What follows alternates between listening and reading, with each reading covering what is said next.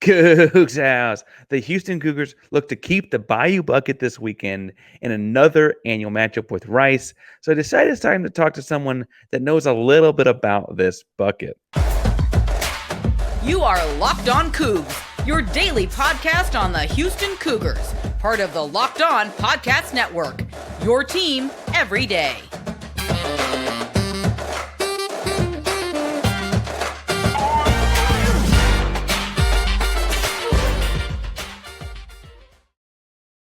Welcome to Locked On Cougs, the daily podcast about your Houston Cougars. I'm your host, Houston-born teacher and coach Parker Ainsworth, here to break down all things Cougs. If you're a U of H fan or just a hater who can't stop by, please be sure to hit subscribe down below. That way you can latest on Cougs in your newsfeed each and every day. We appreciate you making Locked On Cougs your first listen of the day. And welcome back to the YouTube channel. If that is where you found us, it is so good to see you again.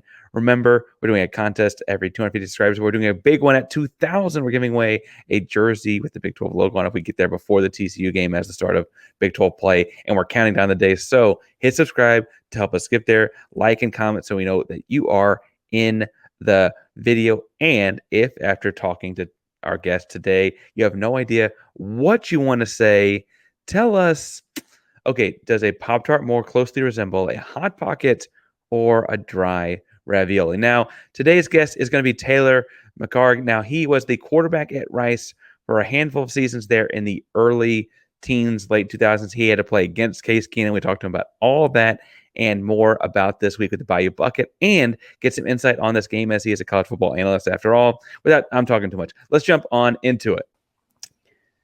And we are joined here at Locked On Cougs by former Rice quarterback Taylor McHargue. Taylor, how are you doing this week? It's Bayou Bucket week. It's an exciting time in Houston. Yeah, all good, man. Thanks for having me on. Doing all right. When you think back to the Bayou Bucket, first of all, memories of that game? We mentioned, and we were talking a little bit beforehand, you were on the roster when they won one. There was a close. What memories stick out about the Bayou Bucket game to you as a Rice Owl?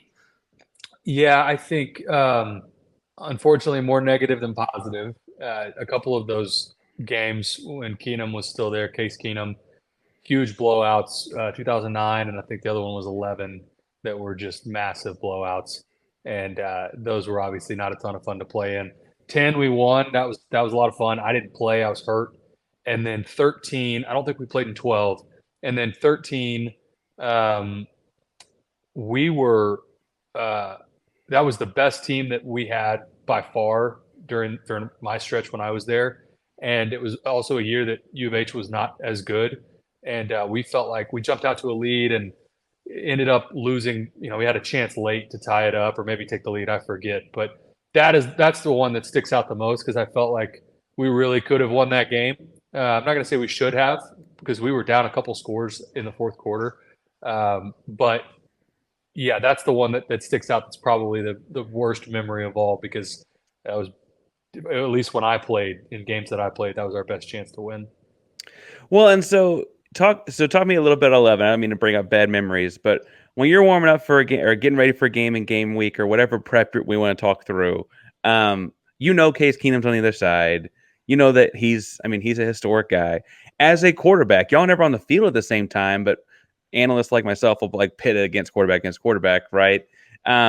Does that change your week at all? Is there any oh God, we got to be on it this week because I know he's going to score some points, or is it a normal week like anything else?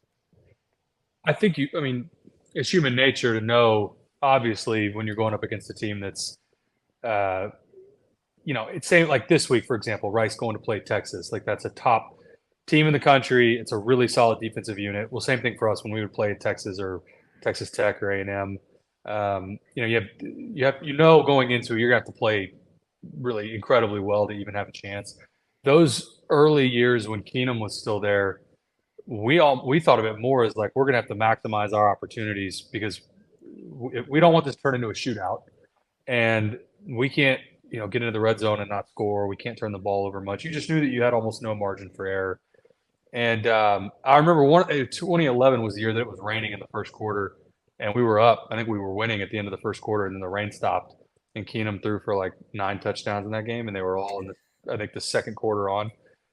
So no, I don't think it changes your prep. in terms of there's added pressure, but it does change, from a situation standpoint, and especially as a play caller for our offensive coordinators. There's different situations where you may go for it on an extra fourth down, or you may do things to try and, again, bleed the clock, play a little bit of keep away against an offense like U of H had, because they were unbelievable. When was it Patrick Edwards, is that his name, 83, the receiver? Yeah. And they had a bunch of other weapons, but I just remember Patrick Edwards taking the opening kickback for a touchdown, and it felt like you couldn't breathe a lot of times against those U of H offenses back in the day.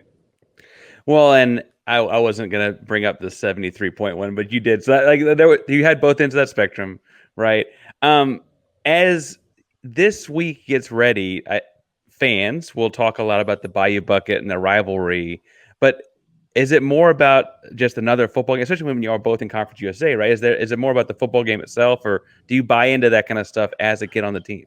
Yeah, no, there's definitely something to it's a rivalry, and it may mean more to Rice at this point than it does to U of H. I don't think, in order for it to be a rivalry, there's got to be some back and forth. It's been a long time since Rice has won this game, but it's still a rivalry, and it matters a lot. And Dana will tell you, when we did this game last year, he talked about how the trophy's outside of his office, and he made sure his team was aware, the implications and how much this matters. And I thought last year, especially, Rice played really well.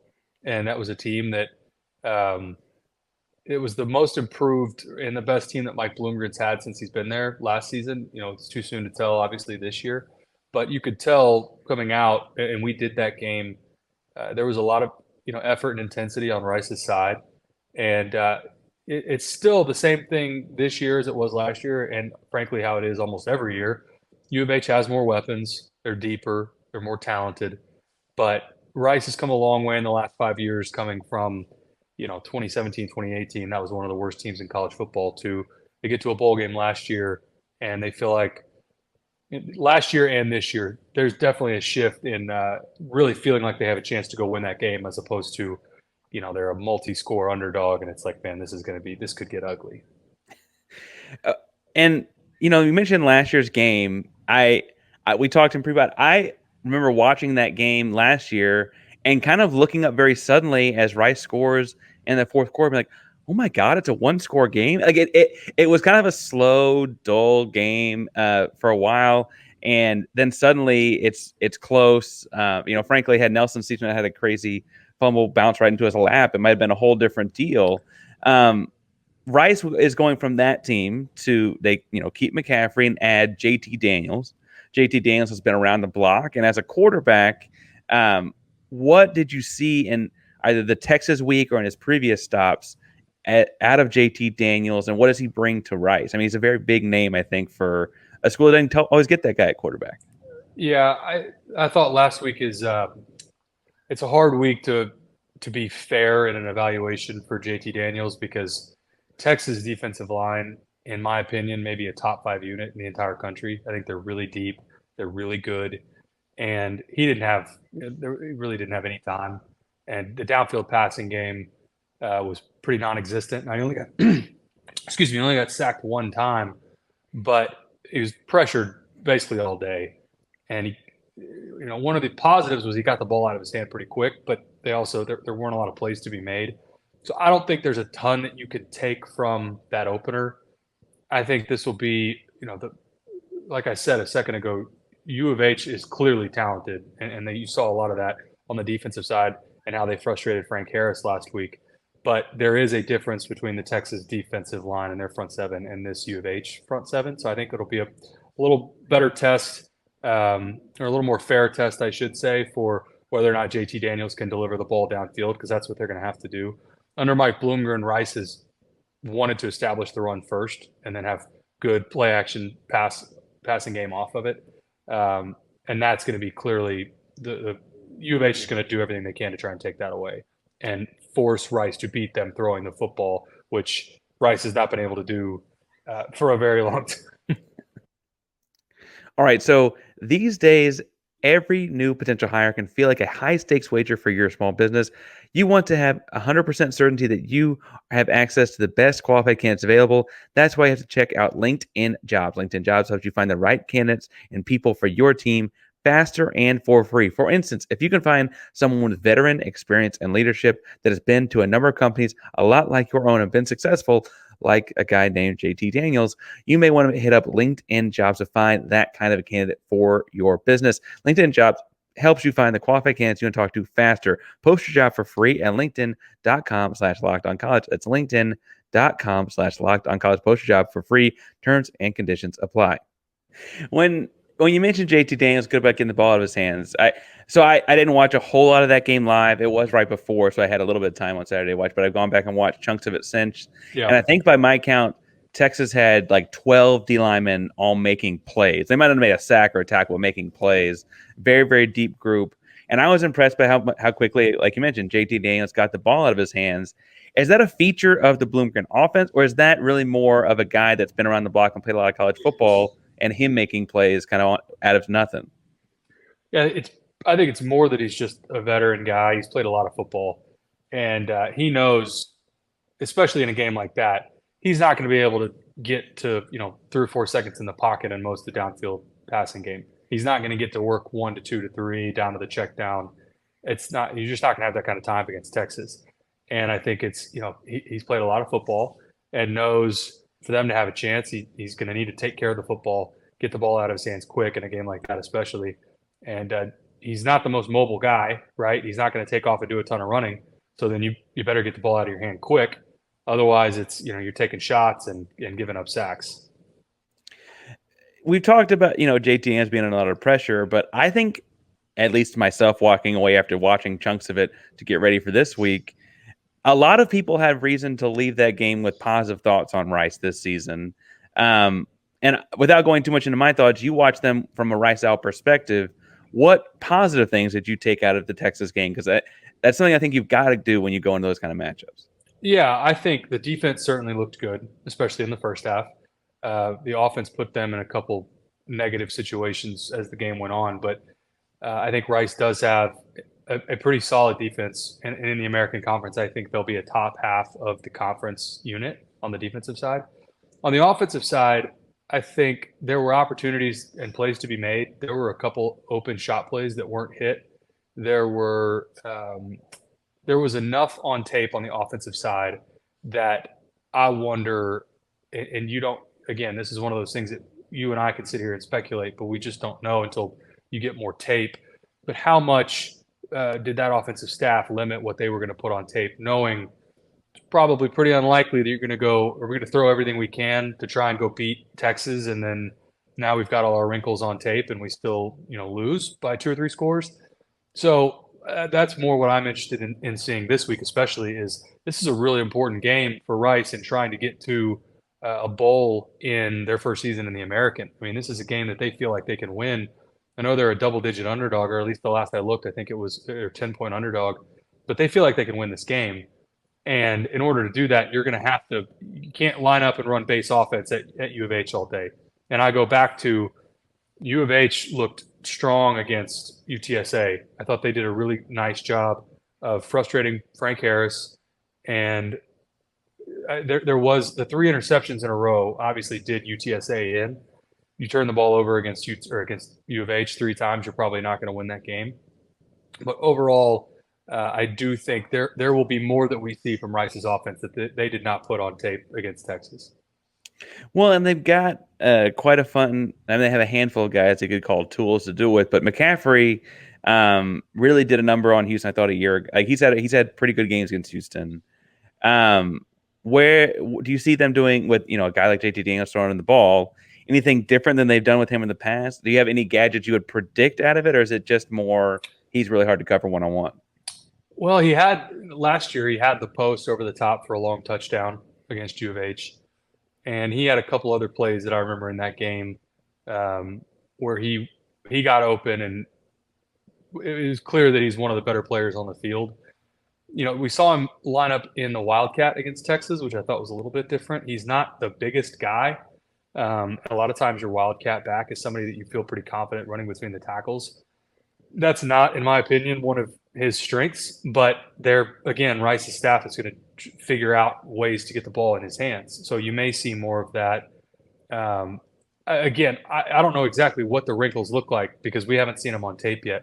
But lining up in 12 personnel and running right at U of H, that's not going to – don't expect that, right? If you're a U of H fan, don't expect Rice to just run right at Houston for 4 straight quarters and think they're going to get out of there with a win. There's going to be – we don't know what they are, but there's going to be wrinkles. Maybe it's more of the Wildcat. Maybe it's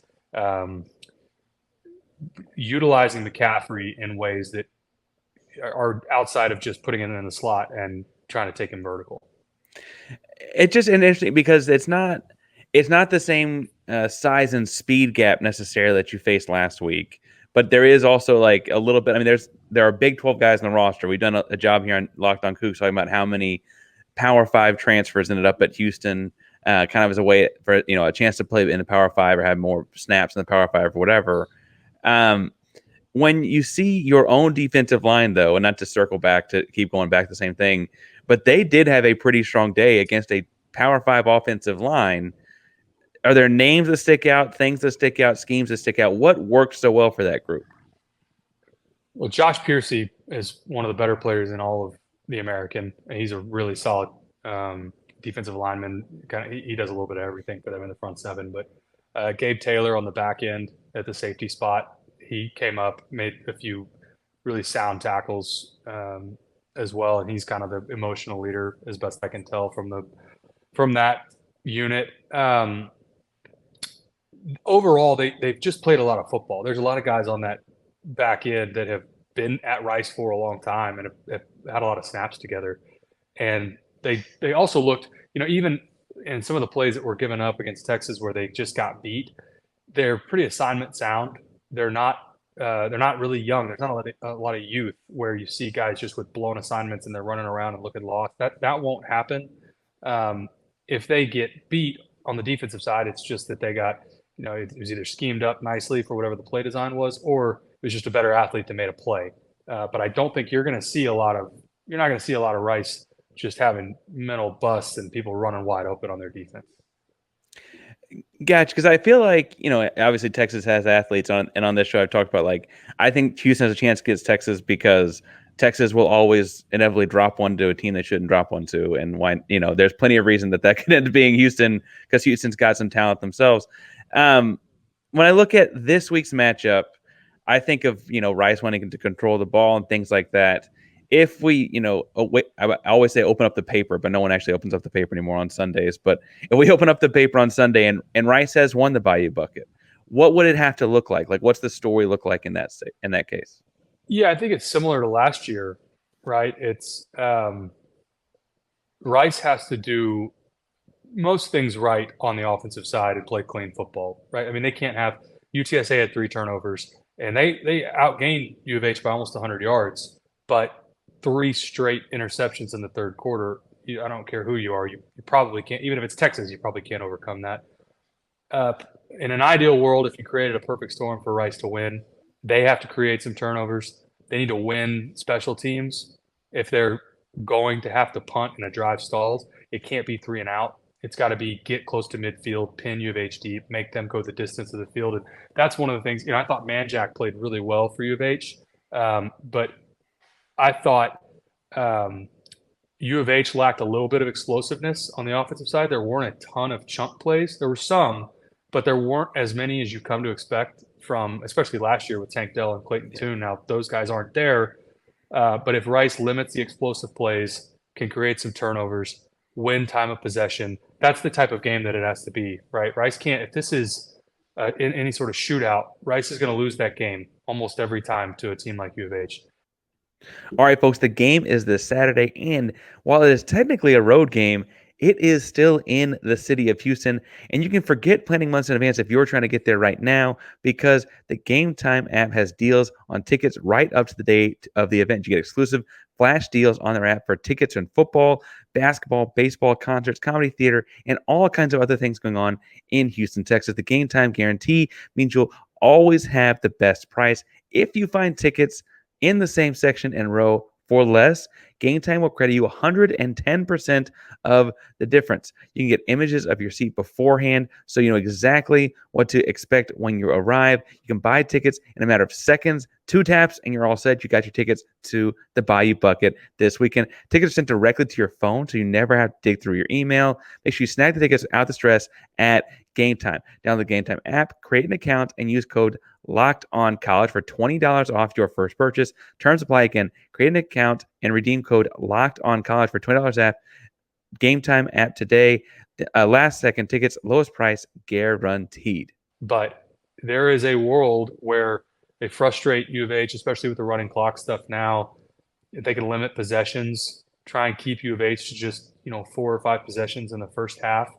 I think that's where you look up and U of H is frustrated, and it's the second half, and they're right there, and it's a 1-possession ball game one way or the other. I think that's kind of the perfect storm for Rice. And then on the flip side of that, the inverse, I think that's interesting because I would assume that the Rice of the world, like their game is being disciplined, right? That's the kind of school, frankly, Rice is, and so you could see how that would continue to unfold. But on the flip side of it, if you look at what can Rice not afford to, like, if they want to keep this thing close, what can they not afford to have happen? What are they worried about Houston doing after you watched them play UTSA last week? Yeah, it's shot plays. It's getting beat over the top. I mean, Manjack in the middle of the field did a really nice job, especially in some of the zone coverage where if they have, and you could say this in any game, this is probably a you know what kind of statement, but if they allow too many chunk plays and U of H stays ahead of the sticks all game, they don't have a chance. It's going to be incredibly difficult for Rice to win that game. But if they can limit explosive plays for U of H and make them really grind out 10 and 12 play drives all game long, that's where Rice has a chance. I also thought, just from a physicality standpoint, I thought U of H was pretty impressive on both sides of the ball, offensive and defensive line. I thought that was a piece that was maybe missing some last year, that there, especially later in the year. I mean, we had Houston against Temple late in November, and Temple should have won that game. And that Absolutely. It should have, it just came down to in the trenches and up front, and it was an attitude thing. And I did not see anything like that. And you shouldn't in the opener, right? There should be a ton of juice. It's a big game. There's a big crowd there. But it'll need to be like that again for U of H, and on both sides, for Rice as well. But I was impressed with U of H and their physicality up front. As you look at, so this is Rice's second game of the year, second game against a Big 12 school. But Rice, aside from adding some real talent in the offseason, is in a new American Athletic Conference, is in, creating their own journey and path in a new world out here. And I don't see them as a whole lot unlike, like, Houston moving into the Big 12 is a lot like Rice moving to the American Athletic Conference in this, like, new field, new set of opponents, new goals, etc. What does the season look like after this for Rice, and how does this impact the rest of the year for Rice? Yeah, well, a win here changes the whole year for Rice because it gives them obviously a ton of confidence that they can beat really everybody else left on their schedule. A close loss, even, I think, still you would believe, if you're a Rice fan or a Rice player, certainly, that there's still a lot of wins that you can go get. What can't happen for Rice is they just get their doors blown off. I think that's where, for a team that is coming off a big loss last week, and this is another challenging game in week 2, they need to feel like they belong. And whether that's an outright win, which would obviously be great, or a close loss, they got to play well, because after this, Texas Southern, they should win that game at home. But then they go into a pretty tough stretch where they go to South Florida, who did not look nearly as bad against Western Kentucky as they did last year. They get East Carolina at home. ECU did not look great against Michigan. We'll see. They have UConn. They have at Tulsa. They have Tulane and SMU. So the schedule gets challenging in a hurry. And then they go on the road to UTSA later in the year. It's a tougher conference, right? It's not Conference USA. And they're going to need to, at some point, if they're going to make it to a bowl game, they're going to have to beat somebody that they're underdogs against. And they did that last year. They did that against UAB. They did it against Louisiana Lafayette. But they're going to have to do it consistently because they're going to be underdogs in a lot of these conference games. And a win over U of H, I mean, that totally changes the trajectory of their year, no doubt. Taylor, you're covering all of college football. We're talking about Rice because that's where you went. There's some piece of nostalgia there and a little bit of your heart, I'm sure. But what does your week 2 of college football look like? What do they got you going? What are you covering? Yeah, I'm headed to TCU, which I'm like everybody else. I thought they would beat Colorado and thought, well, we'll see. We've got we get up there for it's a Saturday night game against Nichols, and I'm sure TCU will be looking to bounce back after a pretty disappointing, really a disappointing defensive performance against Colorado. But we're headed there for week 2 in Fort Worth. That's Taylor McHargue having TCU this weekend, and you're working with CBS. I saw some ESPN work on the resume as well, bouncing all over the country. Before we get at it, is there a trip on your schedule that that you're excited about? I mean, TCU is a fun place to play, but I don't know if TCU Nichols is quite the game that you want to see. Yeah. Oh, well, it'll be fun to get up there, and it'll be always fun to cover a Big 12 team. I've got one for people that have either forgotten this or just weren't aware of it. We all know MACtion, right? Where the MAC plays games in November. Conference USA has adopted that for the month of October. So Conference USA is playing all of their conference games on weeknights, Tuesday and Wednesday night in the month of October. So I have Louisiana Tech against Middle Tennessee on a Tuesday night. And I think it's just, I've never done a midweek game, done a Thursday game, but I've never done a Tuesday or Wednesday night game. And I just think it's super unique. And there's 3 games on that night. And so if you're like, probably you and certainly me, if I'm at home and there's a game on, I'm going to turn it on. I don't care what it is. So that's a little bit unique that I think will be fun this season. Completely. The midweek games, the MACtion, it's all fun for sickos like you and I. Like, just can't get enough of it. Totally. Awesome. That's Taylor McHargue. You can follow him on Twitter, or I guess we call it X now, but it's all those. It's Team McHargue 16. It's on the screen. Also, thank you for stopping on today. And we say go Cougs to wrap this up. I'm not going to make you say it, but we do say go Cougs. All right. Rice fight.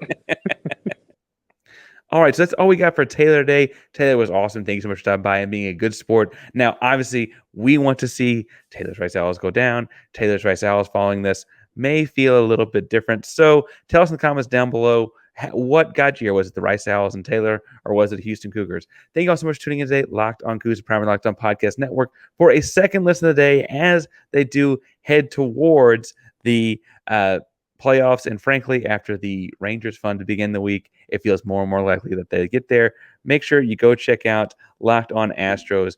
Those guys do a great job breaking down all things Houston Astros, and it's a fun time to be a Houston sports fan in the city right now. Remember, Locked On Cougs, Primary Locked On Podcast Network, and that means your team every day. Go Cougs.